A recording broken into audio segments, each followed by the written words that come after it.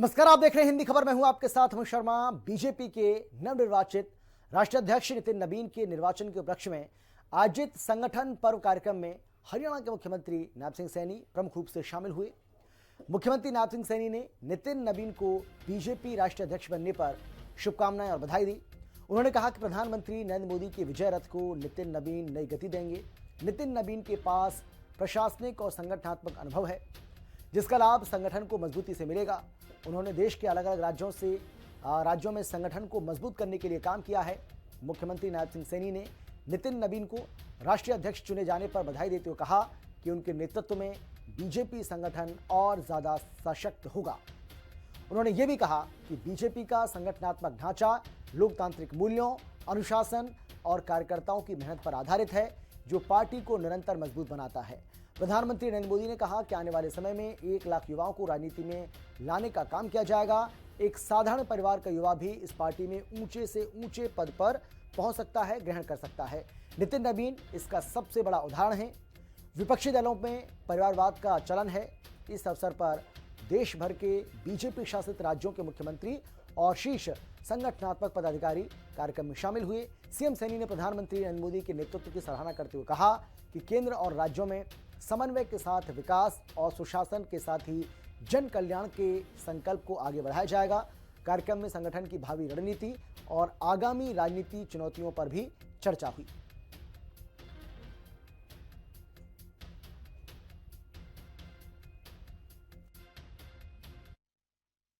देखिए, भारतीय जनता पार्टी में अध्यक्षीय प्रणाली है और अध्यक्ष सर्वोपरि होता है। अध्यक्ष के नेतृत्व में पार्टी काम करती है मजबूती से। जिस प्रकार की गाइड माननीय अध्यक्ष जी देंगे, पार्टी मजबूती से उस और गति से बढ़ेगी।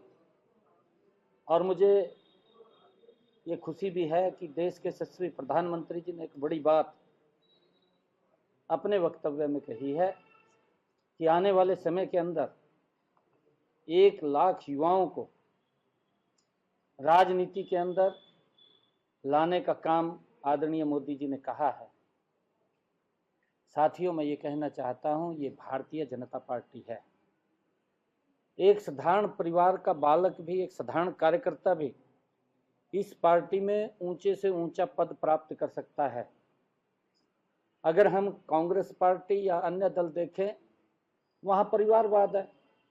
बापू आएगा, फिर बेटा आएगा, बेटे के बाद पोता आ जाएगा, पोते के बाद पड़पोता आ जाएगा।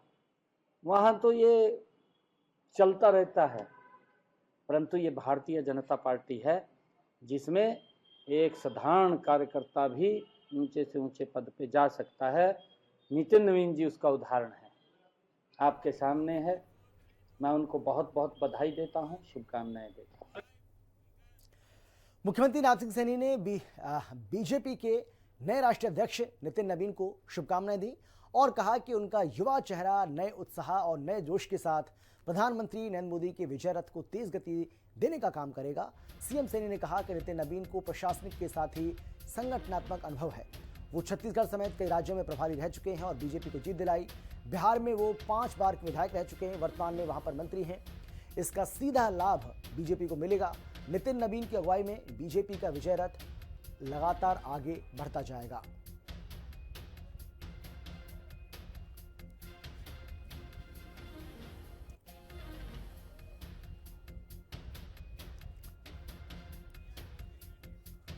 तो आपको बता दें कि